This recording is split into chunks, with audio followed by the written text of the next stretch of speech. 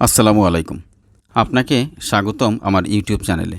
অনুরোধ করব না টেনে পুরো ভিডিওটি দেখার জন্য এবং দেখে ভালো লেগে থাকলে চ্যানেলটি সাবস্ক্রাইব করে রাখবেন।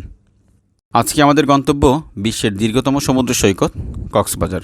এই ভিডিওটির মাধ্যমে আমি আপনাদেরকে কক্সবাজার ভ্রমণের সব প্রয়োজনীয় তথ্য জানিয়ে দেওয়ার চেষ্টা করব। কিভাবে যাবেন, কোথায় থাকবেন, কোথায় খাওয়া দাওয়া করবেন আর কোথায় কোথায় ঘুরতে যেতে পারেন সব কিছুই বিস্তারিতভাবে শেয়ার করার চেষ্টা করব এই একটি ভিডিওর মাধ্যমে। তাহলে চলুন শুরু করা যাক। আর অনুরোধ করছি ভিডিওটি না টেনে পুরোটা দেখার জন্য। যদি ভিডিওটি আপনার পছন্দ হয় তাহলে দয়া করে আমার চ্যানেলটি সাবস্ক্রাইব করে রাখবেন, যাতে নতুন নতুন ট্রাভেল ভিডিও আপডেট আপনি খুব সহজেই পেতে পারেন। কোথাও ঘুরতে গেলে সর্বপ্রথম যে বিষয়টি প্রয়োজন তা হলো ভালো একটি পরিকল্পনা। যে স্থানটি আপনি পরিদর্শন করতে চান তা সঠিকভাবে নির্ধারণ করা খুব গুরুত্বপূর্ণ।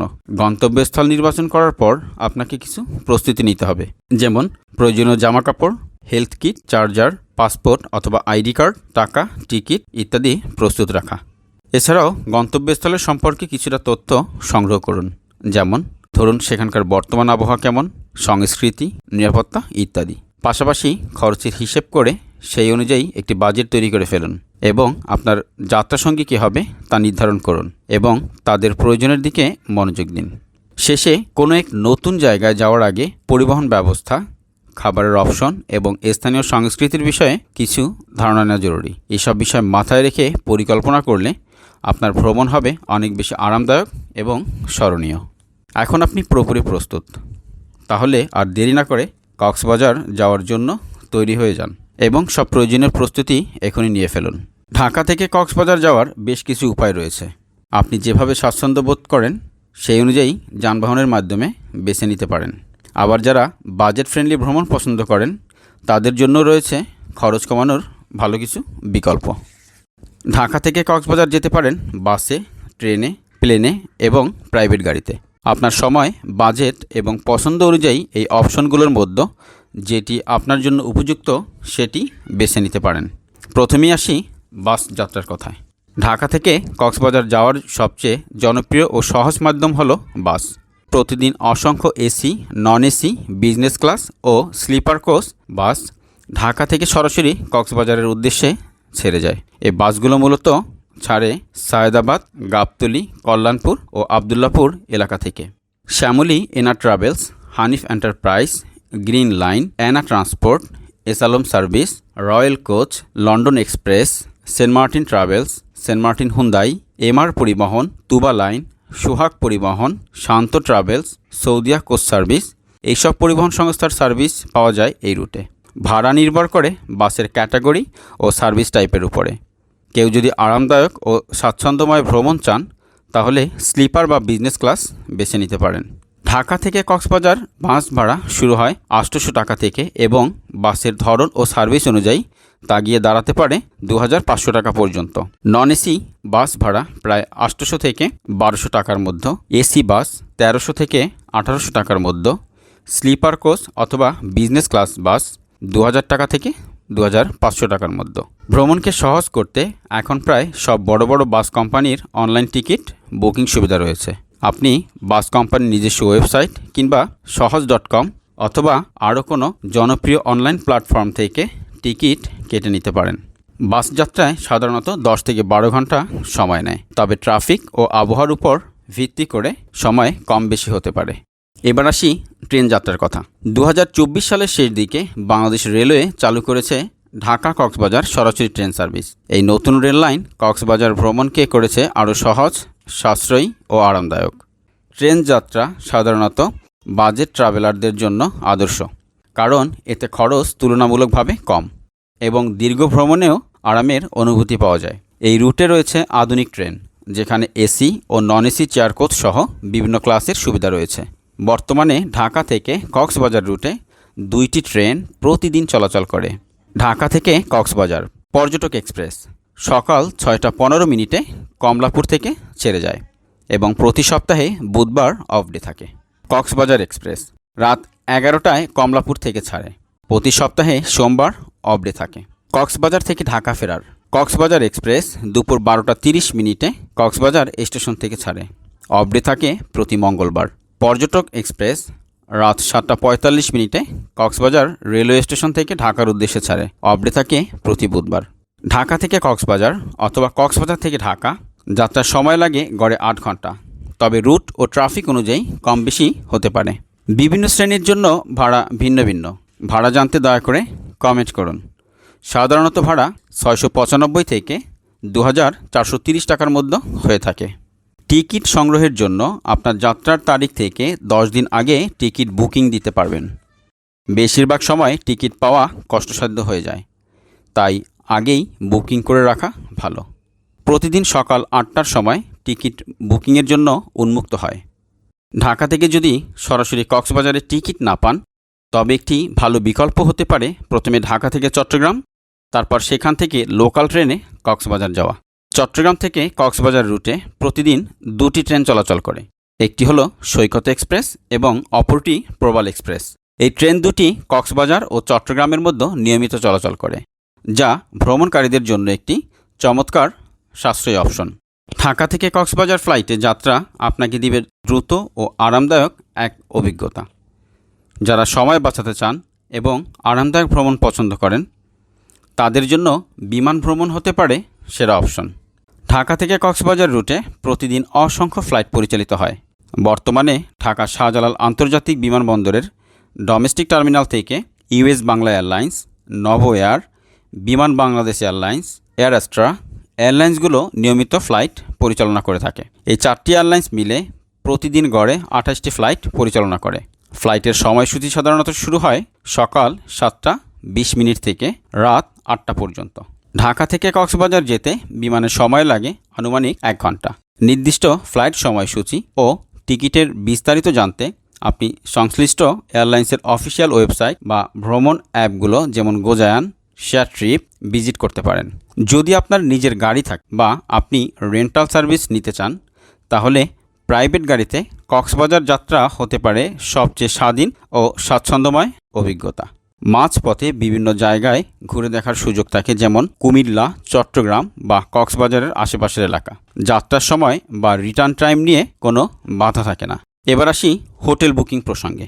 কক্সবাজার ভ্রমণে গিয়ে কোথায় থাকবেন তা নির্ভর করে আপনি কী ধরনের অভিজ্ঞতা চান, আপনার বাজেট কেমন, আপনি পরিবার নিয়ে যাচ্ছেন কিনা, আপনি মূল শহরের ভিড় থেকে দূরে থাকতে চান কিনা, এই বিষয়গুলো। তাহলে হোটেল বুকিং করার সময় কিছু বিষয় অবশ্যই মাথায় রাখা উচিত, কারণ একটু ভুল হোটেল মানেই ভ্রমণের মজাটা অর্ধেক কমে যায়। খেয়াল রাখবেন আপনার হোটেল যেন সমুদ্রের কাছাকাছি হয়। সুগন্ধা বা কলাতলি বা লাবণী পয়েন্টের আশেপাশে থাকলে সবচেয়ে ভালো, এবং এখানে দামি থেকে কম দামি অনেক হোটেল রয়েছে। এতে করে আপনার ঘোরাঘুরি, খাওয়া দাওয়া সব কিছুই সহজ হবে। আপনার ভ্রমণের বাজেটের সঙ্গে হোটেলের প্রতিদিনের ভাড়া মিলিয়ে নিন।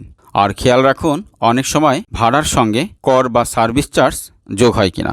booking.com অথবা গুগলে গিয়ে দেখে নিন আগের অতিথিরা আপনার পছন্দকৃত হোটেল সম্পর্কে কী রেটিং দিয়েছে।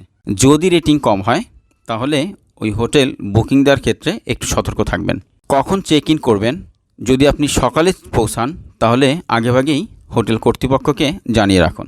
24 ঘন্টা রিসিপশন, সিসিটিভি আর নিরাপত্তা গার্ড থাকলে সবচেয়ে ভালো। তাহলে আপনি নিশ্চিন্তে ঘুরতে পারবেন। হোটেলের নিজস্ব রেস্টুরেন্ট আছে কিনা বা আশেপাশে ভালো খাওয়ার জায়গা আছে কিনা সেটাও যাচাই করুন। অনলাইন বুকিং করলে অবশ্যই কনফার্মেশন মেইল অথবা SMS রেখে দিন, প্রয়োজনে কাজে লাগবে। ঈদ, পূজা বা ছুটির সময় কক্সবাজারে অনেক ভিড় হয়, তাই অগ্রিম হোটেল বুকিং দিয়ে যাওয়া আপনার জন্য বেস্ট হবে। অ্যাডভান্স পেমেন্ট করার আগে অবশ্যই যতটা সম্ভব যাচাই করে নিন, এবং নন রিফান্ডেবল অপশন থাকলে বুক করার আগে ভালোভাবে বুঝে নিন। আর হ্যাঁ, কক্সবাজারে ফ্ল্যাট বাসাও ভাড়া পাওয়া যায়। বিশেষ করে যদি আপনি কয়েক দিনের জন্য পরিবার বা গ্রুপ নিয়ে যান এবং হোটেল বাদ দিয়ে হোম লাইক পরিবেশে থাকতে চান, তাহলে আপনার জন্যই ফ্ল্যাট অথবা বাসা ভাড়া নেওয়া উত্তম হবে। এখন অনেকেই ডেইলি, উইকলি বা মাসিক ভিত্তিতে ফ্ল্যাট ভাড়া দিয়ে থাকে। কলাতলি, সুগন্ধা, লাবণী পয়েন্টের মূল ট্যুরিস্ট এরিয়ায় এবং শহর থেকে একটু ভিতরে সস্তায় ফ্ল্যাট ভাড়া পাওয়া যায়। আপনি চাইলে কক্সবাজার পৌঁছেও সরাসরি গিয়ে দেখে শুনে ও দরাদরি করে হোটেল বুক করতে পারবেন। এই উপায় অনেকের জন্য সুবিধাজনক, কারণ এতে আপনি আগে থেকেই হোটেলের অবস্থান, রুম কন্ডিশন, ফ্যাসিলিটি এসব নিজের চোখে দেখে নিতে পারবেন। তবে মনে রাখবেন, শুক্রবার, সরকারি ছুটি বা ভ্যাকেশন সিজন কক্সবাজার থাকে ট্যুরিস্টে ভরপুর, তাই এই সময় হোটেলের চাহিদা বেড়ে যায়, ভালো রুম পাওয়া যায় না, আর ভাড়াও হয় অনেক বেশি। অনেক সময় দেখা যায় পছন্দসই হোটেল ফুল বুকড থাকে, তাই অন স্পট বুকিং করতে চাইলে সকাল সকাল কক্সবাজারে পৌঁছান। একটু হেঁটে 2-3টি হোটেল দেখে দাম দর তুলনা করুন। দরাদরির সময় ফ্যাসিলিটি চেক করতে ভুলবেন না, যেমন ব্যালকনি রয়েছে কিনা, গরম পানি রয়েছে কিনা, ওয়াইফাই সংযোগ রয়েছে কিনা ইত্যাদি। আর একটি জিনিস মাথায় রাখবেন, কক্সবাজার পৌঁছে কারো কথায় কোনো হোটেলে যাবেন না, আপনি নিজে হোটেল খুঁজে বের করুন এবং এগুলো অ্যাভেলেবেল। ডলফিন মোড়ের আশেপাশে 2 থেকে 3 মিনিট হাঁটলে আপনি অনেক হোটেল পেয়ে যাবেন। বিখ্যাত লেখক সৈয়দ মুস্তফা আলী বলেছেন, আমরা তেতো, নোনতা, ঝাল, টক, মিষ্টি এই 5 রস দিয়ে ভোজন সম্পন্ন করি। ইংরেজ খায় মিষ্টি আর নোনতা, ঝাল সামান্য, টক তার চেয়ে কম, এবং তেতো জিনিস যে খাওয়া যায় ইংরেজরা সেটাই জানে না, তাই ইংরেজি রান্না আমাদের কাছে ভোতা ও বিস্বাদ বলে মনে হয়। কক্সবাজারে অনেক ভালো এবং ট্যুরিস্টদের কাছে জনপ্রিয় রেস্টুরেন্ট রয়েছে, যেগুলোতে স্থানীয় খাবার থেকে শুরু করে সি ফুড এবং ভিন্নধর্মী খাবার পাওয়া যায়। ডলফিন মোড়ের আশেপাশেই রয়েছে অনেক নামি দামি রেস্টুরেন্ট, যেমন পালঙ্কি, পৌষি, শালিক, আলগনি ইত্যাদি। এসব রেস্টুরেন্টে বসার জায়গা পাওয়ার জন্য আপনাকে রীতিমতো অনেকক্ষণ অপেক্ষা করতে হতে পারে। এছাড়াও শহরের ভিতরের দিকে পৌষি, আলগনির প্রধান শাখাগুলো রয়েছে। ইনানি বিচের কাছেই রয়েছে কক্সবাজারের জনপ্রিয় রেস্টুরেন্ট পালঙ্কির প্রধান শাখা। কোনো নির্দিষ্ট রেস্টুরেন্ট সম্পর্কে জানতে কমেন্ট করে জানাবেন। পাশাপাশি কম খরচে খাওয়ার জন্য পাবেন অনেক রেস্টুরেন্ট। খাবার অর্ডার করার পূর্বে অবশ্যই দাম জেনে নেবেন। কক্সবাজার শুধু বিশ্বের দীর্ঘতম সমুদ্র সৈকতের জন্যই বিখ্যাত নয়, এখানে রয়েছে অনেক দর্শনীয় স্থান, যা আপনার ভ্রমণকে আরও স্মরণীয় করে তুলবে। আজকে চলুন আমরা কক্সবাজারে ঘুরে দেখব এমন কিছু অসাধারণ জায়গা, যেখানে আপনি আপনার পরিবার বা বন্ধুদের নিয়ে দারুণ সময় কাটাতে পারবেন। বাংলাদেশের গর্ব আর প্রকৃতির এক অপূর্ব উপহার কক্সবাজার সমুদ্র সৈকত, যার দৈর্ঘ্য প্রায় 120 কিলোমিটার। কক্সবাজারে আসলেই সবচেয়ে আগে যা দেখতে হবে তা হলো বিশ্বের এই দীর্ঘতম সমুদ্র সৈকত। এখানকার সোনালি বালুকা রাশির উপর হেঁটে বেড়ানো, সমুদ্রে সাঁতার কাটা এসব তো এক নতুন অভিজ্ঞতা। তবে সন্ধ্যায় সৈকতের ধারে বসে সূর্যাস্তের দৃশ্য দেখার মজাই আলাদা। রেডিয়েন্ট ফিশ ওয়ার্ল্ড বাংলাদেশের কক্সবাজারে অবস্থিত প্রথম বিশ্বমানের সি অ্যাকোরিয়াম। এখানে প্রায় 200 প্রজাতির জীবন্ত সামুদ্রিক প্রাণী প্রদর্শিত হয়, যার মধ্যে রয়েছে অক্টোপাস, শামুক, হাঙর, কাঁকড়া, চিংড়ি, জেলিফিশ ইত্যাদি। এখানে আপনি ডিপ ওশান টানেল মানে সমুদ্রের গভীরের অভিজ্ঞতা পাবেন।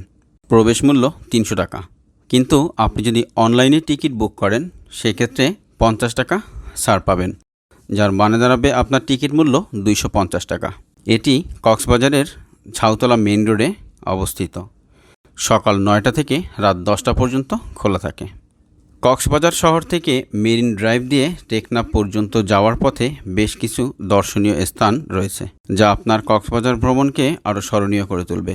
এই জায়গাগুলোতে আপনি প্রকৃতির সৌন্দর্য উপভোগ করতে পারবেন এবং কিছু ঐতিহাসিক স্থানেও পৌঁছাতে পারবেন। মেরিন ড্রাইভ পথটি নিজেই একটি দর্শনীয় স্থান। এখানে সমুদ্রের পাশ দিয়ে চলে যাওয়ার রাস্তা, তার পাশে লম্বা পাইন গাছের সারি আর বিস্তীর্ণ সাগরের দৃশ্য একে অপরকে পরিপূরক করে তুলেছে। কক্সবাজার শহর থেকে মাত্র 10 থেকে 12 কিলোমিটার দূরে অবস্থিত হিমছড়ি জলপ্রপাত, যেখানে আপনি পাহাড়ের গা বেয়ে গড়িয়ে পড়া পানির ধারা আর সবুজ বনভূমির মিলন মেলা দেখতে পাবেন। বর্ষাকালে এই জলপ্রপাতটি হয়ে ওঠে আরও প্রাণবন্ত, আর ছবি তোলার জন্য এটা একদম পারফেক্ট লোকেশন। পাহাড়ের চূড়ায় ওঠার জন্য আপনাকে একটু হাঁটতে হবে, তবে উপরে ওঠার পর যা দেখবেন তা একেবারেই মুগ্ধ করে দেবে আপনাকে। চূড়া থেকে দেখা যায় পুরো কক্সবাজার সমুদ্র সৈকতের মনোমুগ্ধকর দৃশ্য।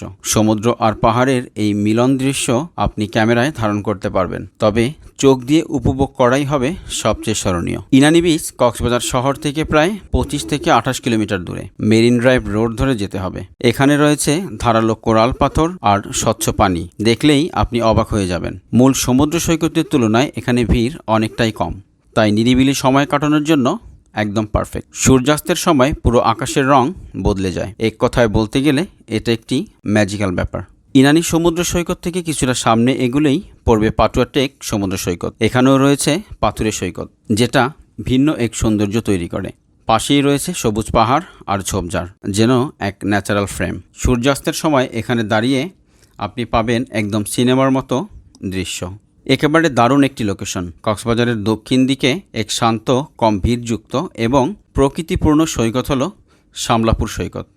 অনেকে এটাকে ছোট সেন্ট মার্টিন বলেও ডাকেন, কারণ এর নীল পানি আর নির্জন পরিবেশ সত্যি অসাধারণ।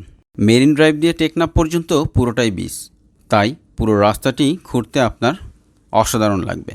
ট্যুরিস্ট স্পটগুলো ঘুরে দেখতে হলে আপনাকে যানবাহন ব্যবহার করতে হবে। শহরের ছোট্ট দূরত্বে চলাচলের জন্য রিক্সা অথবা অটোরিক্সা ব্যবহার করতে পারেন। দ্রুত এবং সাশ্রয়ী ভাড়ায় বিভিন্ন ট্যুরিস্ট স্পটে যেতে সিএনজি অথবা অটোরিক্সাও ব্যবহার করতে পারেন।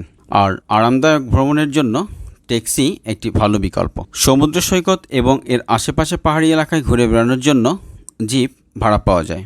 বিশেষ করে মেরিন ড্রাইভ যাওয়ার জন্য এই জিপ একটি জনপ্রিয় যানবাহন।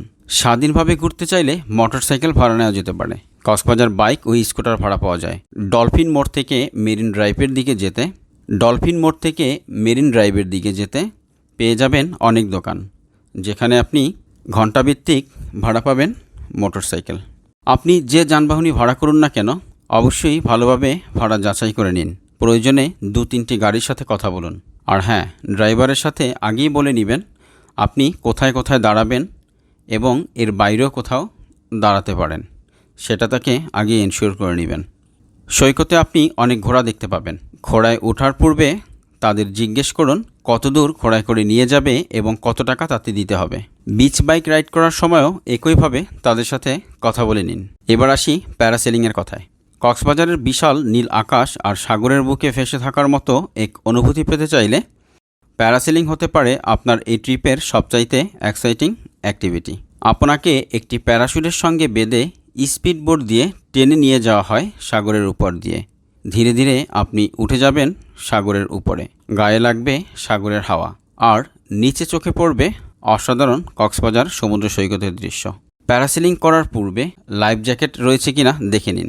বৃষ্টির দিনে অথবা ঝড়ো বাতাসে না ওঠাই ভালো। যাদের উচ্চতার ভয় রয়েছে তারা এটি এড়িয়ে চলবেন। প্যারাসেলিংয়ের সময় অনেকেই ভিডিও করে দেয়, সেই ক্ষেত্রে অতিরিক্ত কিছু টাকা আপনাকে বহন করতে হবে। বোট রাইড বা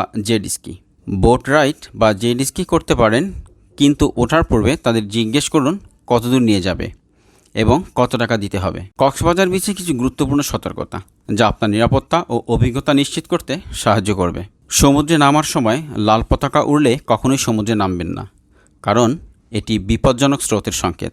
যদি আপনি সাঁতার না জানেন তাহলে গভীর পানিতে না যাওয়াই ভালো। বাচ্চাদেরকে সবসময় নজরে রাখুন।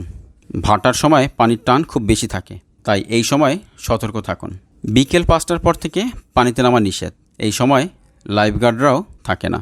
সকালে বা দুপুরে সমুদ্রে নামার সবচাইতে নিরাপদ সময়। সানস্ক্রিন ব্যবহার করুন। অনেক সময় সূর্যের আলোয় ত্বক পুড়ে যেতে পারে।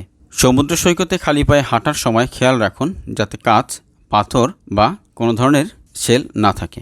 ভিড়ের মধ্যে ব্যাগ, মোবাইল, মানি ব্যাগ এগুলো দেখে শুনে রাখুন। সমুদ্রে নামার সময় মূল্যবান জিনিসপত্র হোটেলের রিসিপশনে রেখে আসা সবচেয়ে নিরাপদ উপায়। সৈকতে প্লাস্টিক, খাবারের প্যাকেট, বোতল ইত্যাদি না ফেলে পরিষ্কার রাখুন। প্রয়োজনে পাশে থাকা ডাস্টবিন ব্যবহার করতে পারেন। যে কোনো বিপদ বা সাহায্যের প্রয়োজন হলে লাইফগার্ড বা ট্যুরিস্ট পুলিশের সাহায্য নিন। মাইক বা সতর্কীকরণ সংকেত শুনে সাবধান হন।